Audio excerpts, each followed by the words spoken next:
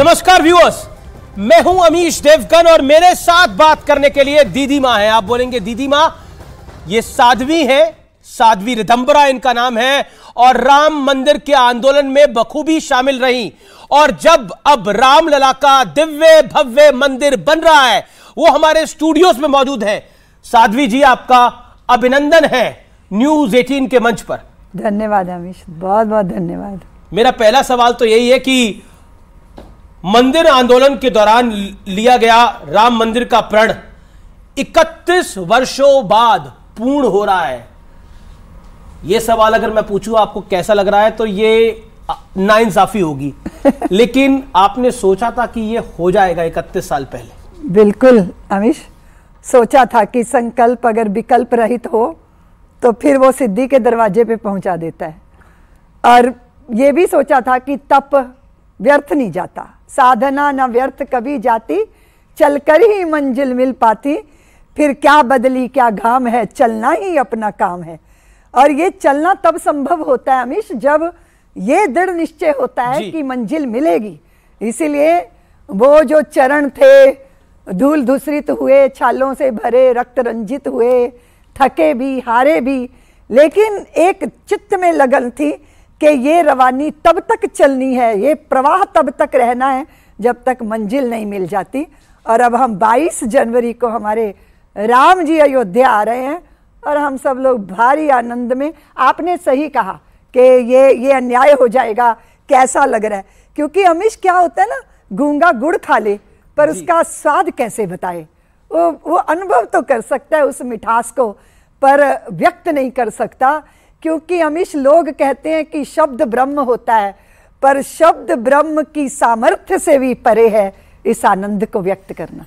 लेकिन मैं पढ़ रहा था, मैं तो बहुत छोटा था 1992 में, 11-12 साल का रहा हूँगा, आपको तब से सुनता हुआ आ रहा हूँ।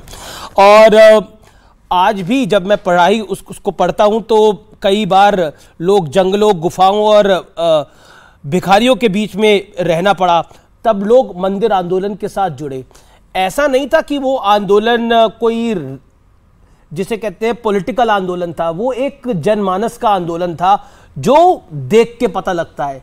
नहीं तो वो साधु जो गंगा के तट पे रहते थे, ना जिनको धन से मतलब, ना जिनको राजनीति से मतलब, ना किसी और विचार से मतलब, वो सिर्फ राम के अपने मंदिर बनाने के लिए निकल पड़े थे।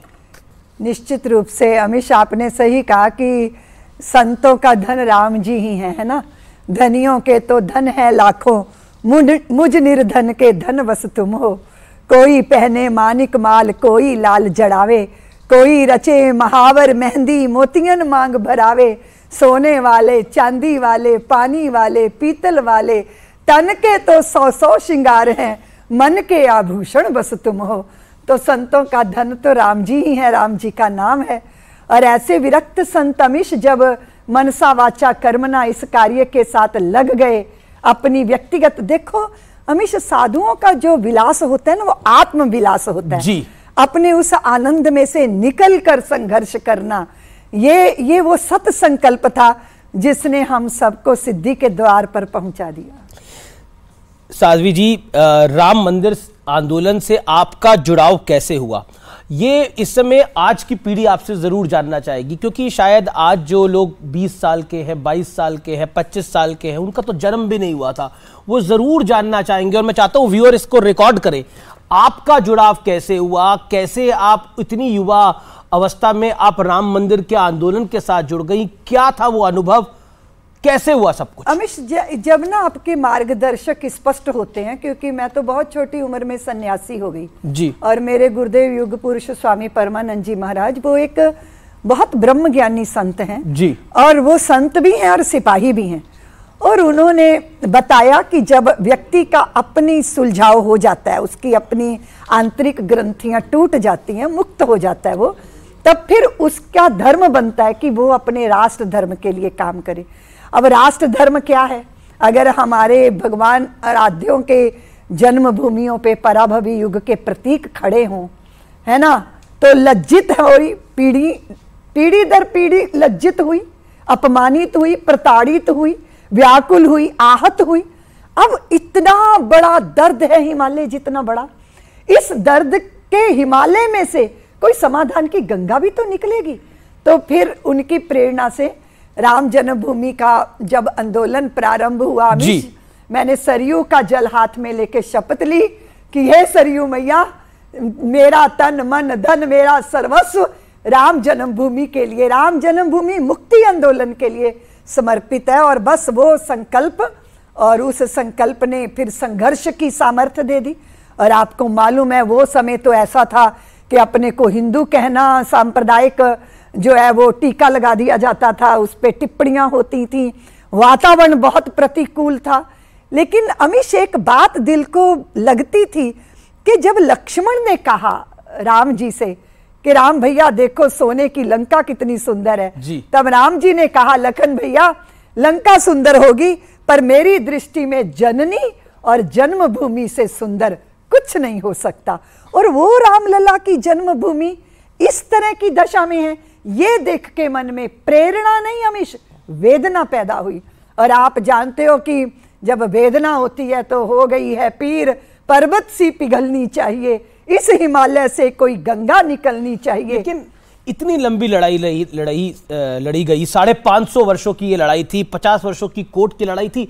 कभी मन में आया कि रामलला को खुद खड़े होकर कोर्ट में कहना पड़ रहा है कि मैं वहां, मेरा जन्म वहां हुआ, क्योंकि खुद रामलला जो थे वो कोर्ट में पक्षधर थे अपने। क्या आपको लगता है कभी मन में आया कि ये हिंदुस्तान में ही हम रह रहे हैं या कोई और मुल्क है? अमीश ये तो सवाल हमेशा यक्ष प्रश्न आज भी खड़ा है सबके सामने।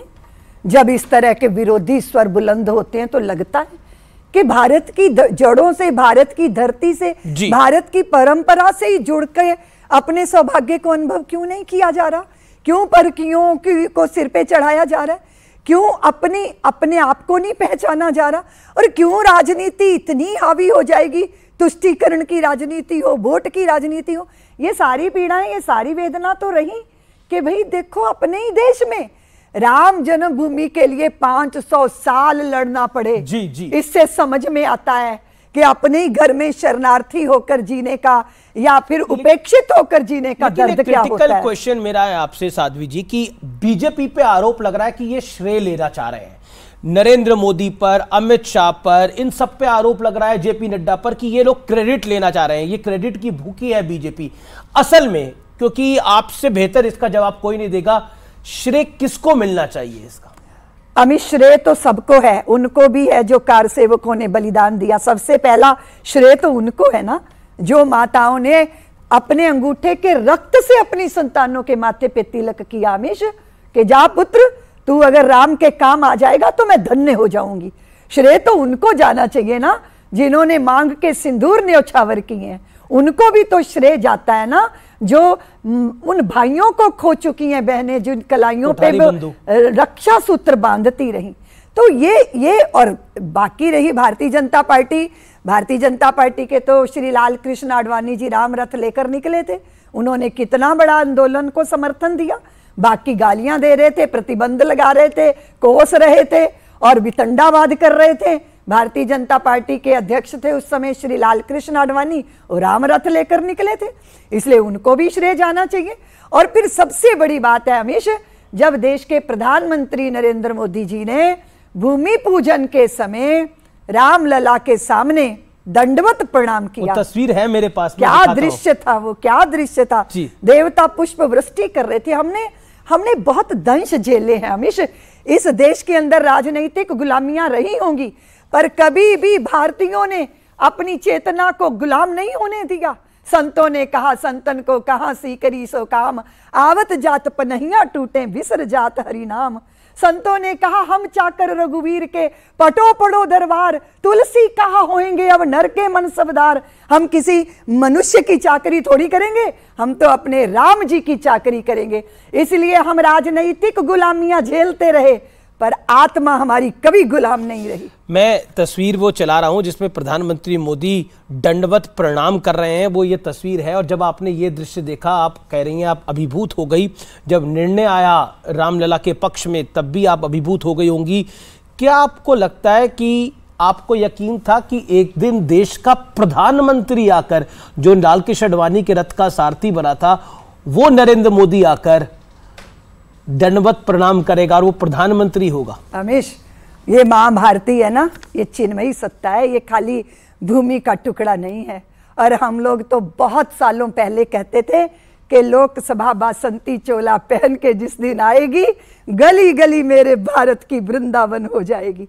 क्योंकि देश के प्रधानमंत्री संस्कारों की पाठशाला में से निकलकर बाहर आए हैं और वो भारत को समझते हैं, भारतीय जन के मन को समझते हैं। और सबसे बड़ी बात है कि अयोध्या में तो कोई प्रधानमंत्री गया नहीं अमीश, ये तो पहले देश के प्रधानमंत्री हैं जिन्होंने सनातनियों के चित्त को छू लिया है।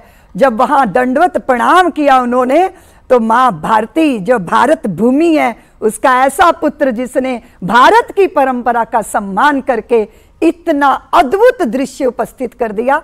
हमारे पास तो शब्द नहीं थे अमीश, हम तो झूम रहे थे, आह्लादित थे, आनंदित थे, क्योंकि इसी दिन को देखने के लिए आंखें तरस रही थी। मंदिर निर्माण के लिए आपने अपने पराये किसी को कभी नहीं बख्शा, ये मैंने आपके बयानों को जो पढ़ा। और 2014 में जब मोदी सरकार बनने के बाद आपने कहा था कि राम रहेंगे टाट में, भक्त रहेंगे ठाट से, ऐसा नहीं होना चाहिए। अब ये मंदिर बन रहा है, 22 जनवरी को प्राण प्रतिष्ठा होगी, आपकी विशेष तैयारी क्या है? हमारी विशेष तैयारी तो कुछ समझ ही नहीं आ रही, क्योंकि समझ ही नहीं आ रहा कि कैसे कैसे उन क्षणों का दर्शन करेंगे।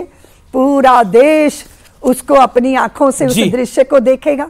तो मुझे तो लगता है कि आप मुझसे पूछ रहे हो तो मैं सोच रही हूँ, वो एक शब्द है ना, अचंभित हूँ, विस्मित हूँ, आनंदित हूँ, आह्लादित हूँ, भीतर से मौन भी हूँ, कुछ मुखर होने को भी दिल चाहता है, कहना चाहती हूँ, कह नहीं पाती हूँ, पर कहे बिना रह भी नहीं पाती हूँ, ऐसा अनुभव हो रहा है। लेकिन मैं आपकी एक पुरानी बाइट निकाल के लाया हूँ, आपके पुराने एक बाइट मैंने निकाली है और वो उसको हम प्ले करते हैं। साध्वी रिदम्बरा जी ने क्या कहा था, आइए आपको व्यूअर सुनाते हैं और फिर आपका रिएक्शन लेता हूँ मैं इस पे।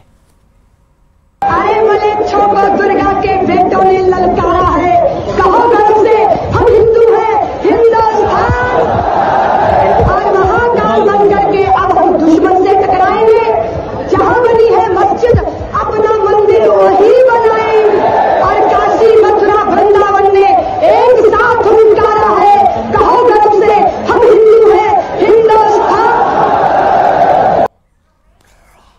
आपने कहा गर्व से कहो हिंदू, हिंदुस्तान हमारा है, और साथ ही साथ जहां मस्जिद है वहीं मंदिर बनेगा, ये बात भी कही। अब ये मंदिर संपूर्ण हो गया है, बन गया है, तो आपको एक भावुक पल भी आता होगा कि वो वक्त था जब मंदिर की कोई बात नहीं सुनता था, अब सब लोग मंदिर जाना, सब कह रहे हैं कि हमें न्योता आना चाहिए। अमीश, बहुत पीड़ा झेली है और प्रतीक्षा बहुत पीड़ा देती है।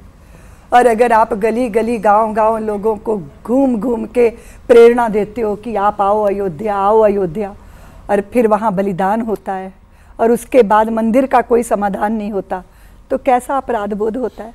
ऐसे अपराध बोध के पत्थरों के नीचे हम दबे रहे हैं, इतनी हताशा, इतना विषाद चित्त में कि ये सारे तप, ये सारे संकल्प, ये क्या अधूरे रह जाएंगे। तो बिहवल होके राम जी से प्रार्थना करते थे, राम जी आप ही उद्धार कीजिए, भारत के अंदर कुछ इस तरह के वातावरण का निर्माण हो।